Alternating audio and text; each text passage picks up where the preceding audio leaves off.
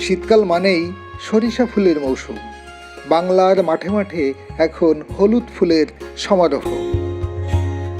সকালে সূর্যের আলো ফোটার সঙ্গে সঙ্গে হলুদের ডালি সাজিয়ে সরিষা ফুল যেন স্বাগত জানায় প্রকৃতিপ্রেমীদের। সেই সঙ্গে মধু সংগ্রহে ব্যস্ত হয়ে পড়ে মৌমাছি দল। কিন্তু আপনি কি জানেন সরিষা ফুলের রং কেন হলুদ? মূলত সরিষা ফুলে বিটাজেনথিন নামক এক ধরনের রঞ্জক পদার্থ রয়েছে, যা সূর্যের 6টি রঙকে শোষণ করে হলুদ রং প্রতিফলিত করে।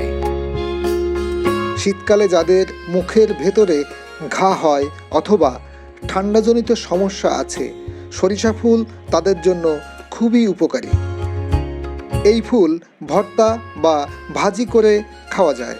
সরিষা শাক অনেকের কাছে প্রিয় একটি সবজি।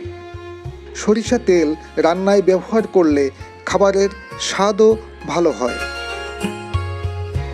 শুধু ফসলি জমিতে নয়, বাড়ির আশেপাশে খোলা জায়গায়ও সরিষা চাষ করা যায়। সরিষা অর্থকরী ফসল। আসুন আমরা সরিষা চাষে কৃষকদের উদ্বুদ্ধ করি, প্রকৃতিকে ভালো রাখি।